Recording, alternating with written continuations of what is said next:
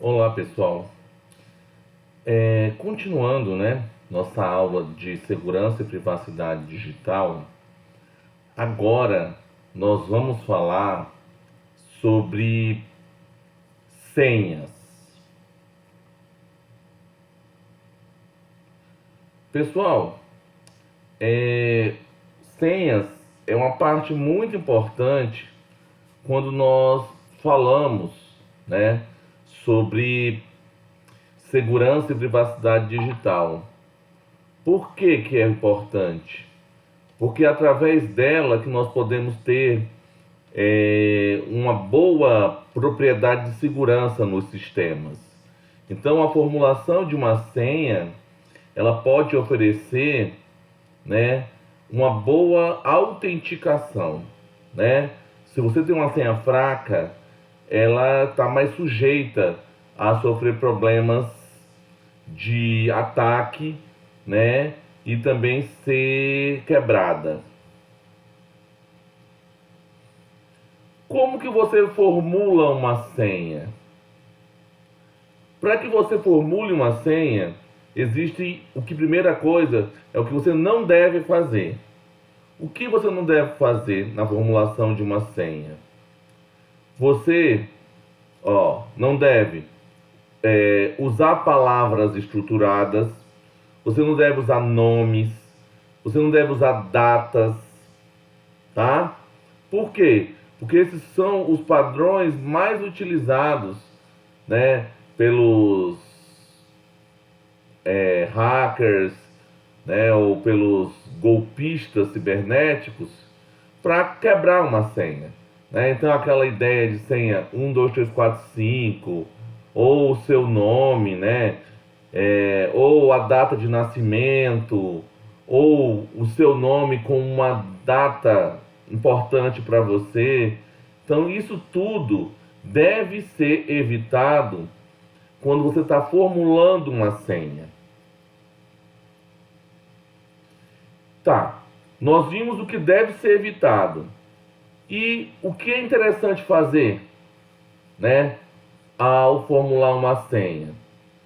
Primeiro, utilizar uma combinação de caracteres, né? Isso aí a gente vê em qualquer sistema web que quando ele pede que o usuário entre com uma senha, ele pede isso, né? Que você entre com letras minúsculas, letras maiúsculas, números, símbolos, né? E além disso, uma dica interessante, né, que nós temos é você pensar em frases, tá? Pensa numa frase, né? Por exemplo, mas uma frase que não tenha algum tipo de associação com você, tá? Como assim?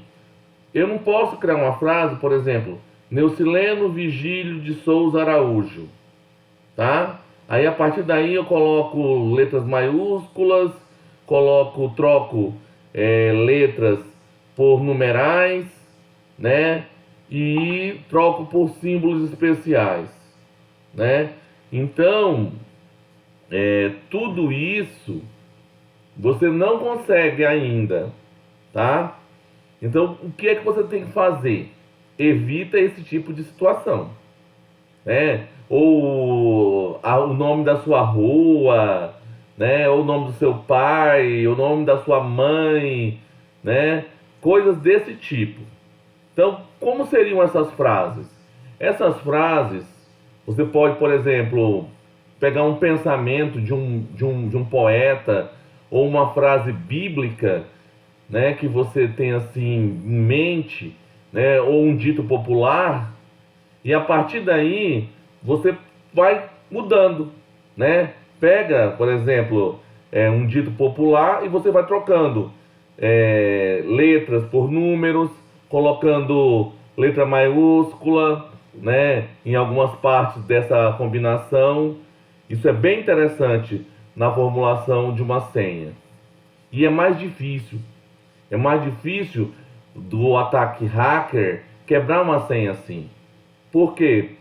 Porque mesmo que ele utilize um ataque de dicionário, como é uma frase, e não é uma frase estruturada, como eu falo assim, quando ele fala estruturada, é tipo nome de uma pessoa, cidade, rua, né? É uma frase mesmo, né? Pode ser uma poesia, pode ser uma frase bíblica, pode ser uma letra de uma música, né? E a partir daí você faz essa transformação, né? Utilizando letras, números e símbolos. Desculpa. Então, ó, aquilo que eu vim falando para vocês. A alternativa mais segura é utilizar uma senha verdadeiramente aleatória, longa e complexa, né?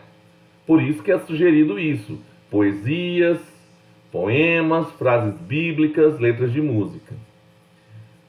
Outra dica que você pode fazer, caso você tenha problemas de memória, assim, né, tenha dificuldade, né, de pensar em algo do tipo, é utilizar um serviço de gerenciador de senhas, né? Ele cita aqui alguns exemplos, você pode utilizar também eles. Outra questão com relação à formulação de senha, gente. Você tem que usar senhas diferentes para cada conta que você tem. Não é fácil, não vou negar não. Então, o que é que você pode fazer? Gera essas senhas que você criou e tenta um gerenciador de senhas e armazena essas senhas que você criou nesse gerenciador de senhas, né? Para que dessa forma você não se confunda, né? Sua senha do Facebook, senha de Instagram, de cada aplicativo que você utiliza. Caso uma senha seja quebrada, assim, o porquê de fazer senhas diferentes, né?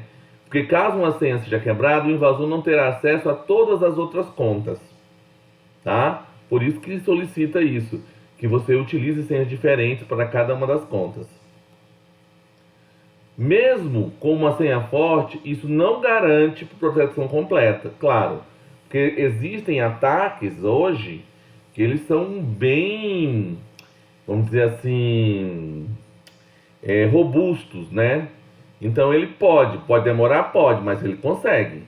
Então a alternativa hoje é a autenticação de duas etapas, né? Por meio da autenticação de duas etapas, o sistema te manda um código, né? Para você confirmar que é você. Por exemplo, você acessa, né, um sistema web e ele te manda um código para o seu celular, né? O WhatsApp faz isso. É um dos aplicativos que tem autenticação de duas etapas. E, gente, é muito interessante. Isso funciona muito bem, tá? Você ter a autenticação de duas etapas. Porque aí, como está vinculado com o seu número de celular, isso te auxilia, tá? Tem alguns que tem gerador, né, de código. Ele dá um tempo, né, para que você veja o código e pelo sistema você faça essa confirmação, tá? Aí ele explica aqui melhor um pouco sobre a autenticação de duas etapas, ó. Após inserir a senha, um segundo código será enviado para o seu telefone ou e-mail. Depois da confirmação do código, você terá acesso à sua conta. Aí, ó, serviços que apresentam essa autenticação. Aqui são alguns, tá? Mas hoje um sistema web que se preze, ele possui autenticação de duas etapas implementado. E aqui a gente faz um resumão, né, sobre as senhas, sobre não utilizar padrões de senha, senhas diferentes para cada conta, fazer uso de gerenciador de senhas, para que você possa ter senha diferente para cada aplicativo, né, e você não se confunda com essas senhas, e fazer uso de autenticação de duas etapas nos sistemas web que você utiliza. Por último, né, como nós vimos anteriormente, as referências desse nosso material, né, que nós criamos sobre dicas para formulação de senhas. Até mais, gente.